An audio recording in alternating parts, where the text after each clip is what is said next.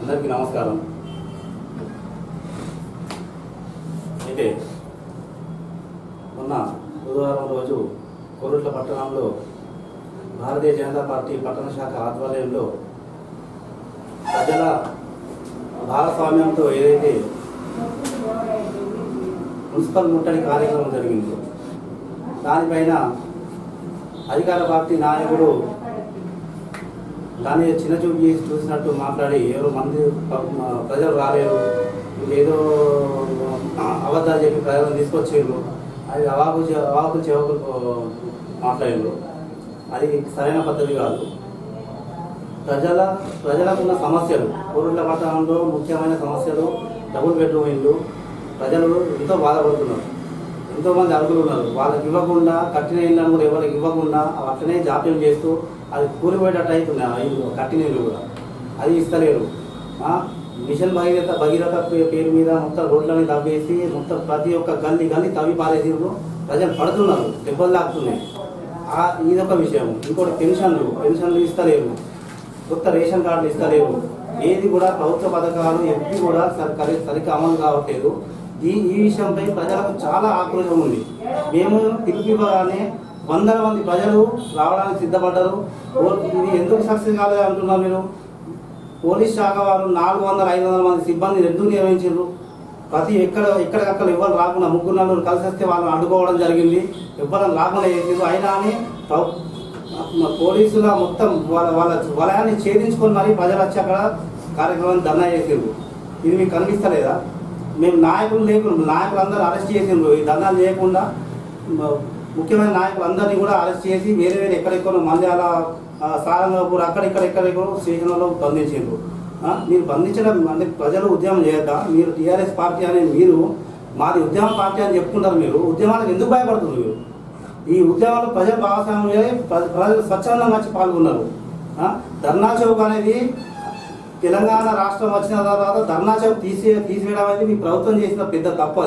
అది మీకు తెలుస్తలేదా? మళ్ళీ తర్వాత అందరు ప్రజలు దానిపైన మాట్లాడి ధర్నా చౌక్ మళ్ళీ పెట్టారు. అంటే ధర్నాలు అని ఉద్యమ పార్టీ అని చెప్పుకునే వాళ్ళకు మీకు ఉద్యమానికి మీరు సపోర్ట్ చేయాలా? ఉద్యమాలు అంటే ఎందుకు భయపడుతుంది మీరు? అలాంటప్పుడు ఉద్యమ పార్టీ అని చెప్పుకోకుండా ఉద్యమ పార్టీ అని చెప్తారు, ప్రజలు అణచివేసే ప్రయత్నం చేస్తారు, నాయకులు అణచివేసే ప్రయత్నం చేస్తారు. ఈ కార్యక్రమం ఇవైతే ప్రజలకు పడుతున్న బాధలు వాటిపైన భారతీయ జనతా పార్టీ కోరుట్ల పట్టణ శాఖ ప్రజల తరఫున నిలబడి పోరాటం చేయడానికి కంకణం కట్టుకున్నది. ఖచ్చితంగా నిలబడుతుంది. ఇప్పుడు ఎన్నిసార్లు అణచివేసినా అని మళ్ళీ మేము ఇంకా ఉద్యమాలు చేస్తున్నాము, ధర్నాలు చేస్తున్నాం, ర్యాలీలు చేస్తున్నాం. ప్రభుత్వాన్ని ఖచ్చితంగా నిలదీస్తాం, ప్రభుత్వాన్ని అడుగుతాం. ప్రజల తరఫున ఖచ్చితంగా మేము పోరాడతాము. ప్రజలకు హక్కు ఖచ్చితంగా వాళ్ళ హక్కు వాళ్ళకి చెందాలా. ఆ విధంగా మేము ఖచ్చితంగా పనిచేస్తామని చెప్పి ఈ సందర్భంగా నేను తెలియజేస్తున్నా. పార్టీ వాళ్ళు మా యొక్క నాయకులైన ధర్మపురి అరవింద్పై అనిశ్చిత వ్యాఖ్యలు చేసింది. ఖబర్దార్ ఒక హెచ్చరిస్తున్నాం. మా ఎంపీ గారు అరవింద్ గారు చేసిన పనులు మీరు ఒకసారి వింటే బాగుంటుంది. ఎందుకంటే మీకు ఎంపీ ఫండ్స్ అదేవిధంగా ఈ యొక్క సెంట్రల్ ఫండింగ్ ఎంత వస్తుందో ఒక సంగతి మీకు తెలియకుంటే తెలుసుకోవాల్సిన బాధ్యత మీపై ఉన్నాయి. ఎందుకంటే మీరు గౌరవప్రదమైన కౌన్సిలర్స్ ఉన్నారు, అదేవిధంగా ఒక పార్టీ సంబంధించిన బాధ్యులు ఉన్నారు. ముఖ్యంగా కేంద్ర ప్రభుత్వానికి సంబంధించిన ఎన్ని నిధులు వస్తున్నాయో కూడా తెలియకపోతే దయచేసి తెలుసుకోవాలి. ముఖ్యంగా ఎంపీ గారు ఏం పని చేసినా అడిగారు. ఎంపీ గారు అనే సొంత ఖర్చులతోటి దాదాపుగా 0 to 12 years లోపల ఉన్న వయసున్న పిల్లలకు 150 పైన ఆపరేషన్ చేయించారు. ఇది నిజమా కాదా మీరు తెలుసుకోండి. ఫస్ట్ మీరు తెలుసుకోవాల్సిన బాధ్యత మీపై ఉన్నది కూడా. మీరు మాట్లాడేటప్పుడు ఎంపీ గారు ఏం పని చేస్తున్నారో మీకు తెలియాలంటే ఒక్కసారి ఆపరేషన్ల పిల్లలను వాళ్ళ గుండె చప్పుడే మీకు చెప్తుంది అని చేసే పని ఏంటిదో అనేది. మీరు అనుచిత వ్యాఖ్యలు చేస్తే మాత్రం ఊరుకుంటే లేదు. అదేవిధంగా బీడీ కార్మికుల పిఎఫ్ సెంటర్ ఆధార్ లింక్ తోటి అది ఎన్ని సంవత్సరాలు ఉన్నా కాని పని ఆయన ఢిల్లీలో కూర్చొని వెంటనే ఆధార్ వాళ్ళతో మాట్లాడి అధికారులతో ఒక సెంటర్ పిఎఫ్ సంబంధించిన లింకులు ఒకటి ఆధార్ సెంటర్ ఓపెన్ చేసింది. మరి అంతకుముందు మన ఎంపీ కవిత గారు ఉండే కదా, మరి అంతకుముందు ఉన్న ఎంపీ గారు మరి ఏం పని చేసింది? మరి ఈ విషయంలో కూడా మీరు జాగ్రత్త వహించవలసి ఉన్నది. అదేవిధంగా రీజనల్ స్పైస్ బోర్డు దాదాపు 30 కోట్లతోటి ప్రారంభించడం జరిగింది. అది మీ కళ్ళకు కనబడతలేదా? ఇప్పటికైనా కూడా మీరు తెలుసుకోండి దయచేసి. ప్రధానమంత్రి సడక్ యోజన దాదాపుగా ఈ యొక్క కాన్స్టిట్యున్సీలో 7 రోడ్లు శాంక్షన్ అయినాయి. దాంట్లో 60% కేంద్రాన్ని, 40% రాష్ట్రాన్ని. ఇవి కావాల్స్తే మీరు తెలుసుకోండి. ఎందుకంటే మీరు మా ఎంపీని వినకుంటే మీరు ఇనాగ్రేషన్ చేసారు. కేంద్ర నిధులు 60% ఉన్నాయి. సొమ్మొకటి సోకొకటి లెక్క వేసింది. మీరు ఇప్పటికైనా మీరు తెలుసుకోండి దయచేసి. అదేవిధంగా ఆక్సిజన్ ఫ్రీగా ఇచ్చారు. మీరు ఆక్సిజన్ విషయంలో మాట్లాడండి దయచేసి. మీరు ఏదైనా డిబేట్ ఉంటే పెట్టండి, మేము సిద్ధంగా ఉన్నాం. కరోనా సమయంలో ఎంపీ గారు దాదాపుగా 100 మందికి సేవలు అందించారు. బెడ్ల విషయంలో కానీ ఫ్రీ కాల్ సెంటర్ ఉపయోగించి కరోనా సంబంధించిన వాళ్ళు ఎవరైతే ఉన్నారో వాళ్ళందరికీ కూడా మన నిజామాబాద్ గవర్నమెంట్ హాస్పిటల్లో అదేవిధంగా ప్రైవేట్ హాస్పిటల్లో బెడ్ల సౌకర్యం కల్పించారు. నేనే స్వయంగా ఎంపీ గారికి ఫోన్ చేసి దాదాపు 8 మంది పేషెంట్లు లెక్క వచ్చి నిజామాబాద్ పంపిస్తే వాళ్ళు పూలు పెట్టుకొని చూసుకొని వాళ్ళందరూ కూడా బతికొచ్చిండ్రు. వాళ్ళు సజీవంగానే ఉన్నారు. వాళ్ళని కూడా మాట్లాడిస్తాను మేము. మీరు ఈ రకంగా మాట్లాడితే కూడా బాగుండదు. అదేవిధంగా గల్ఫ్ కంట్రీల విషయంలో వాళ్ళు సొంతూరు తెప్పించడానికి ఎంతో శ్రమించింది. దానికి డాటాతో సహా మా దగ్గర ఉన్నది. మీరు డిబేట్ కూర్చుంటే మేము రావడానికి సిద్ధంగా ఉన్నాం. జగిత్యాలలో అతి త్వరలో నవోదయ జవహర్లాల్ నెహ్రూ నవోదయ స్కూల్స్ ప్రారంభం కాబోతున్నది. కావలిస్తే మీరు ఆ సంబంధించిన ఫైల్ తెప్పించుకోండి, చూడండి. వీధి వ్యాపారులకు లోన్స్ అది ఎవరు ఇచ్చిండ్రు? మీరు ఇనాగ్రేషన్ చేస్తున్నారు. వీధి వ్యాపారులకు సంబంధించిన లోన్లన్నీ కూడా సెంట్రల్ గవర్నమెంట్ ఇస్తున్నది. అది దాదాపు 100 కోట్ల రూపాయలు. అంగన్వాడీ స్కూల్స్ అదేవిధంగా డాక్టర్ మహిళా పొదుపు సంఘాలు 1000 కోట్ల రూపాయలు కేంద్ర ప్రభుత్వమే ఇస్తున్నది. ఇది నిజం కాదా? లేకపోతే మన యొక్క వాళ్ళ యొక్క సంబంధించిన అకౌంట్లో బుక్స్ అని మనం వెరిఫికేషన్ చేద్దాం. ఆ నిధులను ఎక్కడి నుంచి వస్తున్నాయో ఆ బ్యాంకు వాళ్ళే చెప్తారు. దయచేసి మీరు ఎప్పుడు రమ్మంటే ఎక్కడ రమ్మంటే సమయము, డేటు, ప్లేసు మీరు చెప్పండి. మేము డిబేట్ సిద్ధంగా ఉన్నాం. అదేవిధంగా బీడీ కార్మిక ఆసుపత్రి కొరకులో ఉన్నది. దాని డిస్పెన్సరీ కొరకు మా ఎంపీ గారు ధర్మపురి అరవింద్ గారు కలెక్టర్ గారికి లెటర్ పెట్టింది. మాకు స్థలం చూపెడితే మేము ఆసుపత్రి నిర్మించడానికి సిద్ధంగా ఉన్నాం. మీరు స్థలాన్ని కేటాయించండి అంటే ఇంతవరకు ఆ ఫైల్ కాలేదు. నేను ఎన్నోసార్లు కలెక్టర్ ఆఫీస్కి అడిగినా ఇప్పటి వరకు కూడా ఆ ఫైల్ కాలేదు. ఎంఆర్ఓ గారు కూడా మేము అడిగామా సార్, మరి ఎక్కడ ప్లేస్ ఉందో చెప్పండి. కేంద్ర నిధులతో ఇక్కడ బీడీ కార్మికులకు ఆసుపత్రి నిర్మాణం చేస్తా అంటున్నారు. మీరు ఒక స్థలం కేటాయించమని మేము విన్నవించాం. ఇప్పుడు కూడా కలెక్టర్ గారు స్పందించలేదు. అదేవిధంగా వైకుంఠ ధామాలు, శ్మశాన వాటికలు ఎక్కడి నుంచి వచ్చిన డబ్బులు అది కూడా మీరే చెప్పాలి. ఎందుకంటే అన్నీ కూడా మేము చెప్తే బాగుండదు. ఈ విషయాన్ని మీరు చెప్పాలి ఖచ్చితంగా. వీధి దీపాలన్నీ కూడా కేంద్రానికి. ఆ వీధి దీపాలు అడిగినా చెప్తే రాత్రి పోయి నాయన ఈ వీధి దీపాలు మీకు ఎవరు పెట్టించి అడిగితే కేంద్ర ప్రభుత్వం పెట్టించి అని చెప్తారు. మీరు ఈ విషయాన్ని గమనించండి దయచేసి. అదేవిధంగా సెంట్రలైజ్డ్ కంట్రోల్ మానిటరింగ్ సిస్టమ్ ద్వారా అంటే సిసిఎంఎస్ అంటే సెంట్రలైజ్డ్ సిస్టమ్ అన్నట్టు 6 గంటలకు టైం పెట్టుకుంటే మార్నింగ్ 6 గంటలకు అవి ఆటోమేటిక్గా బంద్ అవుతాయి. విద్యుత్ ఆదా కొరకు పెట్టిన లైట్లు అవి. మీరు మీకు కావాల్సిన మీకు ఎంత బిల్ వస్తుంది మున్సిపాలిటీకి తెలుసుకోండి. అంతకుముందు ఎంత వస్తుండే, మరి ఇప్పుడు ఎంత వస్తున్నది, ఎన్ని డబ్బులు మిగులుతున్నాయి, దీనికి అంత కారణం ఎవరు? కేంద్ర ప్రభుత్వం మాత్రమే. దీంట్లో రాష్ట్ర ప్రభుత్వానికి ఎలాంటి సంబంధం లేదు. అన్ని సంబంధించిన పెన్షన్లకు సంబంధించినవి ఈ రాష్ట్రంలో మేము డాటాతో సహా ఇస్తాను. 8,50,50,000 కోట్ల రూపాయలు అన్ని పెన్షన్లకు సంబంధించింది కేంద్ర ప్రభుత్వం ఇస్తుంది. ఇది నిజం కాదా? మీరు ఇట్లా చెప్పుకుంటూ పోతే చాలా చాంతాడంత అవుతుంది. ఒక్క రోజు కూడా సరిపోదు ఈ ఇంటర్వ్యూ వేయడానికి, ఒక్క రోజు కూడా సరిపోదు. దయచేసి నేను మీకు ఫైనల్గా ఒకటి చెప్తున్నాను. మీరు మా యొక్క ఎంపీ గారు ఏం పనిచేసిన దాని మీద మేము మాట్లాడడానికి సిద్ధంగా ఉన్నాం. అదేవిధంగా ఇంత స్పీడ్ వర్క్ నడుస్తున్నది. ఇది రైల్వే ఎలక్ట్రిసిటీ సంబంధించి విద్యుదీకరణ జరుగుతున్నది. ఆ విద్యుదీకరణ జరుగుతుందో లేదో ఒకసారి మనం చూద్దాం. టీఆర్ఎస్ పార్టీ వాళ్ళు, టీఆర్ఎస్ సంబంధించిన ప్రజాప్రతినిధులు మేము వస్తాం, మా ప్రజాప్రతినిధులు ఉన్నారు. ఒక్కసారి రైల్వే స్టేషన్కి వెళ్దాం, ఒక్కసారి అక్కడ ఏం జరుగుతుందో పనులు చూద్దాం. ఇదంతా కేంద్రం కాదా, రాష్ట్రం ఉంటే చెప్పండి, మేము కూడా ఒప్పుకుంటామని. అదేవిధంగా ఏదైతే ఎల్టీటీ ట్రైన్ నిజామాబాద్ వరకు ఉండే ఎల్టీటీ ట్రైన్ కరీంనగర్ టు బాంబేకి తీసుకొచ్చింది ఎవరు? మరి దానికి సంబంధించిన వ్యవస్థ నడిపించింది ఎవరు? మన గౌరవనీయులైన ధర్మంపూడి అరవింద్ గారు మాత్రమే. ఈ క్రెడిట్ అంతా కూడా అరవింద్ గారికి దక్కుతుంది. అదేవిధంగా జైచాల్ పోయేటప్పుడు తాటిపల్లి నుంచి కరీంనగర్ పోయే బైపాస్ రోడ్ ఉంది, మధ్యలో గేట్లు ఉండే. మరి ఆ గేట్లు తీయించిన వ్యక్తి ఎవరు? ఆ గేట్లు తీయించిన ఎంపీ ఎవరు? మీ సందర్భంగా గట్టిగా అడుగుతున్నాను. అది మా యొక్క నాయకుడు, ప్రజల మనిషి ధర్మంపూడి అరవింద్ గారి వల్లనే ఆ గేట్లు ఓపెన్ అయింది. ఇప్పటికైనా కూడా మీరు మాట్లాడేటప్పుడు సోయి తప్పి మాట్లాడకండి దయచేసి.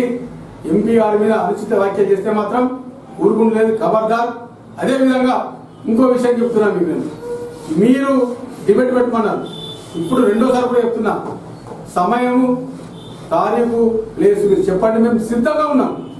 సెంట్రల్ ఏం చేసింది, రాష్ట్రం ఏం చేస్తున్నది చర్చించడానికి సిద్ధంగా ఉన్నాం. ఈ విషయాలు కూడా ప్రజలకు తెలుపవలసిన బాధ్యత కూడా మాపై ఉన్నది. మీరు ఎప్పుడో ఒక టైం పెట్టండి, ఆ టైంకి మేము ఖచ్చితంగా వస్తామని మేము ఈ యొక్క మీడియా ద్వారా మీకు విన్నవిస్తున్నాం. జై హింద్, జై భారత్. బీజేపీ అరవింద్ గారి నాయకత్వం, మోడీ గారి నాయకత్వం, బీజేపీ. మొట్టమొదటిగా మొన్న మున్సిపల్ ముట్టడిలో కార్యక్రమంలో పాల్గొన్న బీజేపీ, బీజేవైఎం మరియు కొట్ల నియోజకవర్గ మండల అధ్యక్షులకు మరియు ప్రజలకు మరి మహిళలకు అందరికీ భారతీయ జనతా పార్టీ తరఫున ప్రత్యేక ధన్యవాదాలు తెలుస్తున్నాం. ఏదైతే మేము ప్రజా సమస్యలపై ముట్టడికి పిలుపునిచ్చామో ప్రజలు స్వచ్ఛందంగా వారి వారి సమస్యలపై వాళ్ళు బయలుదేరుతుంటే, అదే నక్కలగుట్ట లోపల ఏదైతే స్లాటర్ హౌస్ ఉందో ఆ స్లాటర్ హౌస్ తొలగించాలని చెప్పని గత 8 సంవత్సరాల నుంచి అక్కడ ప్రజలు కొట్లాడుతున్నారు, ఎన్నో వింతపత్రాలు ఇచ్చారు. మరి దానిపై ఆ ప్రజలు మరి స్వచ్ఛందంగా వచ్చి మరి ఎమ్మెల్యే గారికి మరియు కమిషనర్ గారికి, గౌరవ చైర్పర్సన్ గారికి చెప్పడానికి ప్రజలు వస్తే అక్కడ మీరు 40 మంది కానిస్టేబుల్ని పెట్టి ప్రతి ఇంటాలో పోయి వాళ్ళని భయం రందులు చేసిండ్రు. అది కాదా మీకు భయం? అక్కడ కనబడుతున్నా మీకు ప్రజలు. మరి అట్లానే ఏదైతే ఎమ్లాడ రోడ్డులో 21 వార్డు ఉందో ఆ వార్డు లోపల నుంచి మహిళలు 140 మంది మహిళలు స్వచ్ఛందంగా వాళ్ళు ముట్టడి సమస్య చెప్పడానికి వస్తే ఇక్కడ ఉన్న మన గౌరవ ఎస్ఐ గారు మరి రాజప్రమణ్య గారు అక్కడ పోయి వారిని భయపాంతులు చేసిండ్రు. అది నిజం కాదా? మరి అది కూడా మీరు తెలుసుకోవాలా. మరి మీకు భయం లేకుంటే మేము మా సమస్యలు, ప్రజల సమస్యలు చెప్పడానికి కదా మేము మున్సిపాలిటీ వచ్చింది. మరి ఇంతమంది పోలీస్ సిబ్బందిని పెట్టి మరి అర్ధరాత్రులు అరెస్ట్ చేయడం దేనికోసం? మేమన్నా రౌడీ చేసినమా, గుండలమా? ప్రజాప్రతినిధులం, ప్రజల ద్వారా ఎన్నుకున్న వాళ్ళం, ప్రజల సమస్యలు చెప్పడానికి వచ్చినాం. ఏదైతే రైతు బంధు ఉందో, మరి మిషన్ భగీరథ పైపులు ఏదైతుందో, మీరు ప్రతి ఇంటికి నల్ల కనెక్షన్ ఇచ్చి వెంటనే ఆ సీసీ రోడ్లు పూర్తి చేయాలని చెప్పి మేము చెప్పినాం. మరి ఎక్కడైతే ఈ కేంద్ర ప్రభుత్వం కరోనా వచ్చినప్పటి నుంచి కూడా నరేంద్ర మోడీ గారు పేదలందరికీ కూడా మరి ప్రతి ఒక్కరికి కూడా 5 కేజీల బియ్యం ఇస్తున్నారు. మరి అది మీకు తెలియదా? మరి కేంద్రం ఏం చేస్తుందని చెప్పని. అట్లాగే మరి ఒక నాయకుడు పేరు సాగర్, ఒక నాయకుడు పేరేదో ఉంది, ఫైవ్ అనే ఒక కౌన్సిలర్ భర్త ఏమంటాడంటే మరి పిల్లర్ వేయాలా, గోడలు కట్టాలా, స్లాబ్ వేయాలా. బాబు ఆ గోడలు కట్టేది స్లాబ్ వచ్చేది ఇంజనీర్ చూసుకుంటారు, నువ్వు ప్రజల కోసం చెప్పు. గోడల స్లాబ్లు కాదు, అది అందరికీ తెలిసే. ప్రజల కోసం ప్రజల పక్షాన నిలబడు, కానీ నువ్వు ఇవన్నీ శుద్ధి మాటలు మాని. మీకు దమ్ము ధైర్యం ఉంటే మా సీనియర్ నాయకులు ఉంది సత్తన్న అన్నట్టు మరి డిబేట్కి మేము అందరం సిద్ధం ఉన్నాం, మీరు కూడా సిద్ధం ఉన్నారా? 50 మంది కాదు, 385 మందిని 6 పోలీస్ స్టేషన్ లోపల మమ్మల్ని నిర్బంధించి అరెస్ట్ చేసి పెట్టారు. మళ్ళొకసారి కూడా చెప్తున్నా, 385 మంది కార్యకర్తల్ని, మరి 250 మంది మహిళల్ని మీరు అయినా కానీ మా బీజేపీ నాయకులు ఎదిరించి పోరాడి మున్సిపల్ ముట్టడి చేసిండు. మరి అంత దమ్ము ధైర్యం ఉన్న వాళ్ళైతే మరి ఎందుకు పోలీసు వాళ్ళని పెట్టిండు? ఎందుకు?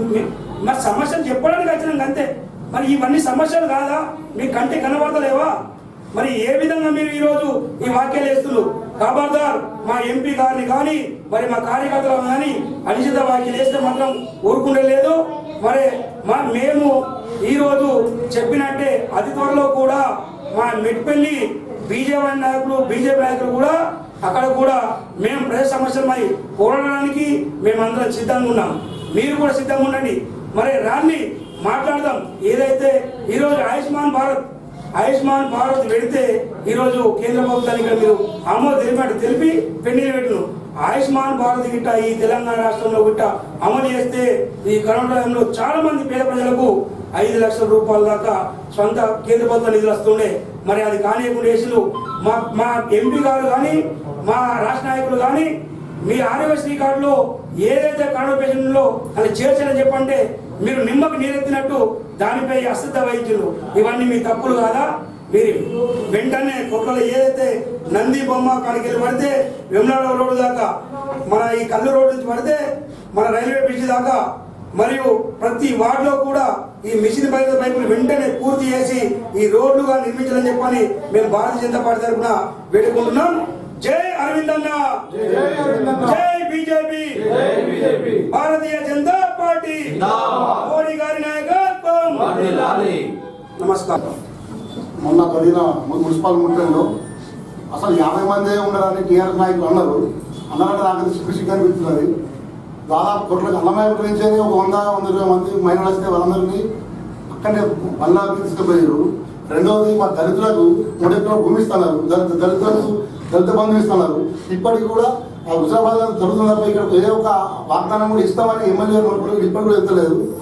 ఇంకో విషయం చెప్పాలంటే మా దళితులకు ఈ పింఛన్ కానీ ఈ దళిత 3 ఎకరాల భూమి కానీ దళిత బంధు కానీ రాకపోతే మా కొట్టుకునే జాబులు ఎంతమంది దళితులు ఉన్నామో ఆ రోజు ఏర్పడుతుంది.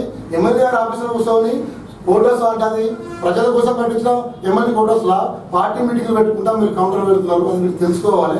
అలా పెట్టకుండ్రి. పార్టీ ఆఫీసులో లేదు. మీ ఎంబడి మీ 10 మంది కౌన్సిలర్లు ఉండలేరు. మాకు 50 మంది లేరు అని అంటారు. కానీ ఎంబడి 4 కౌన్సిలర్లు కరెక్ట్ ఛాయ్ ఆఫీసులో రోడ్ల మీద చెప్పుకుంటున్నారు. దయచేసి మీరు ఈ టౌన్ పేరు ఒకటే చెప్తున్నా, మా కోసం ఏదో టీఆర్ఎస్ నాయకులు కబ్జాలు ఉన్నాయి అప్పుడు మీరు 12 ఎకరాలు మాట్లాడుతారు కదా. మీ చిట్టం మొత్తం తయారైంది.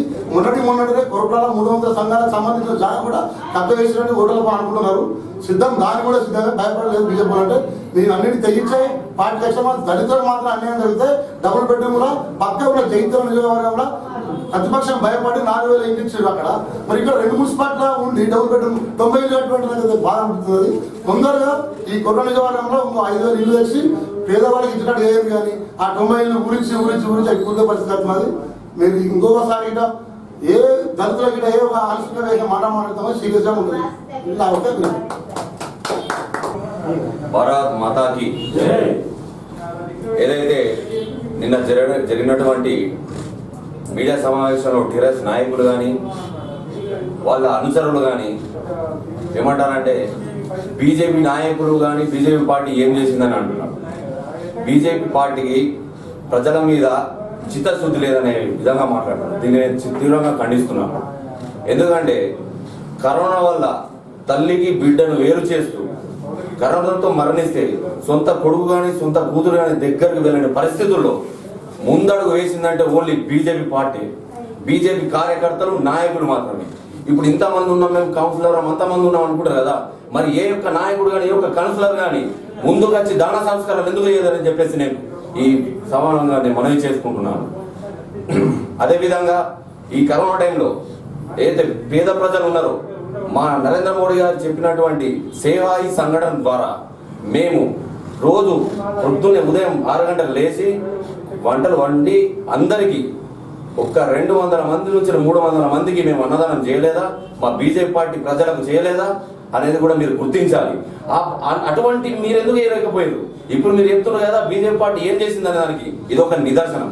అలాగే మా నాయకులపై అనుచిత వ్యాఖ్యలు చేస్తున్నారు. ఈ పార్టీ నుంచి వచ్చిండు, ఆ పార్టీ నుంచి వచ్చినారు. మీ చుట్టూ ఉన్న వాళ్ళు ఫస్ట్ ఏ పార్టీ నుంచి వచ్చిన గుర్తించుకోవాలి. వాళ్ళకి ఏదైతే డబ్బులు ఇచ్చి మీరు తెప్పించుకొని ఈ గద్దెని ఎక్కిర్రని నేను ఈ సభముగా తెలియజేసుకుంటున్నాను. ఏదైనా మాట్లాడేటప్పుడు మా అరవింద్ అన్న గురించి ఇంకోసారి ఏదన్నా అనుచిత వ్యాఖ్యలు చేస్తే మాత్రం ఖబర్దార్ అని చెప్పి ఈ సభముగా నేను తెలియజేస్తున్నాను. భారత్ మాతాకి నమస్కారం. మొన్న ఏదైతే జరిగిన కోట్ల మున్సిపల్ ముట్టడికి సంబంధించిన ప్రోగ్రామ్ని సక్సెస్ చేసిన పట్టణ ప్రజలందరికీ ఫస్ట్ ధన్యవాదాలు తెలుపుకుంటూ, ఈ ఏదైతే నిన్న టీఆర్ఎస్ పార్టీ ఆఫీస్ ఎమ్మెల్యే గారి ఆఫీస్లో టీఆర్ఎస్ వాళ్ళు అనడం జరిగింది, బీజేపీ మున్సిపల్ ముట్టడి అది ఫెయిల్ అయింది, అదైంది, ఇది అయింది అని చెప్పి. మీరు ముందుగా ప్రెస్ మీట్ పెట్టిరు కాబట్టే సక్సెస్ అయింది, కాబట్టే మీరు ప్రెస్ మీట్ పెట్టడం జరిగింది ముందుగా. అలాగే మన కోట్ల నియోజకవర్గ ఎమ్మెల్యే గారు 100 పడకల ఆసుపత్రి అన్నారు ఎలక్షన్ టైంలో. 100 పడకల హాస్పిటల్ ఏది, దళిత ముఖ్యమంత్రి ఏది, దళితులకు ఇచ్చిన హామీలేవి, ముందుగా ఫస్ట్ అవి తెలుసుకొని ఏదైతే మీ మున్సిపల్ ఉందో అసలు మున్సిపల్కి కేంద్రం నుంచి ఎన్ని నిధులు వస్తున్నాయి, ఏమొస్తున్నాయి, దాని గురించి ఫస్ట్ తెలుసుకొని బయట మాట్లాడండి. మీకు ముందుగా తెలియదు. ఎవరు అయినా 5 అనే కౌన్సిలర్ లేడీస్ కౌన్సిలర్ భర్త మైనారిటీ పట్టణ అధ్యక్షుడు, ఆయన ఏం చేస్తుండో ఆయనకే తెలియదు. ఎంపీ గౌరవ ఎంపీ తెలియదు ఆయనకు. ఆయన ఎన్నెల్లా ఇంతకుముందు కోఆప్షన్ మున్సిపల్ కోఆప్షన్ మెంబర్గా చేసిండు. ఇప్పుడు ప్రెసిడెంట్ కౌన్సిలర్ భర్త, ఆయనకు గౌరవ ఎంపీ అరవింద్ గారు తెలియదట. ఆయనకు తెలియాలి అంటే ఆ మాజీ ఎంపీ కవిత గారు ఉన్నారు కదా, ఆమె దగ్గరకు తెలుసుకోమని చెప్పండి. ఈ సభాముఖంగా చెప్తున్నాను. అరవింద్ గారు తెలియాలి, ఏం తెలియదు, ఏదో నోటికి వచ్చింది మాట్లాడితే అయిపోద్ది అనుకుంటున్నారా? ఫస్ట్ ఆయన మనకు నియోజకవర్గాన్ని కానీ ఆయన పార్లమెంటు వ్యవస్థను కానీ ఏం చేస్తుండ్రు, ఎంత చేస్తున్నా తెలుసుకోవాలి. కూర్చున్న కాడ నలుగురు కూర్చుని మాట్లాడి ఇట్లా ఊరు అట్లా ఊరు కరెక్ట్ కాదు. ఏదైతే మా సత్యమన్న గారు ఇప్పుడు చెప్పారు, సబ్జెక్టులు అన్నీ ఉన్నాయి. మన ఎంపీ గారు మన నియోజకవర్గానికి కానీ ఆయన పార్లమెంటు వ్యవస్థకు కానీ ఏమేం చేస్తున్నాడు అనేది చిట్టా ఉంది మా దగ్గర మొత్తం టోటల్గా. మీరు సమయం చెప్పండి, డేట్ చెప్పండి, ప్లేస్ చెప్పండి, మీరే అందరం కలిసి వస్తాం. మేము మీకు ఏది కావాలన్నా సమాధానం అని చెప్తాం. ఈ మన మీడియా సమక్షంలో చెప్తా ఉన్నా, మీరు టైం చెప్పండి, పక్కా చెప్పండి టైం, ఎక్కడ టైం, ప్లేస్ ఎప్పుడు, ఎక్కడ ఏదైనా చెప్తారంటే దానికి మేము కట్టుబడి ఉన్నాం. మీరు ఎప్పుడు చెప్తే అప్పుడు ఈ మీడియా ద్వారా చెప్పడం జరుగుతుంది. భారత్ మాతాకి అరవింద్ నాయకత్వం, అరవింద్ నాయకత్వం, మోడీ గారి నాయకత్వం.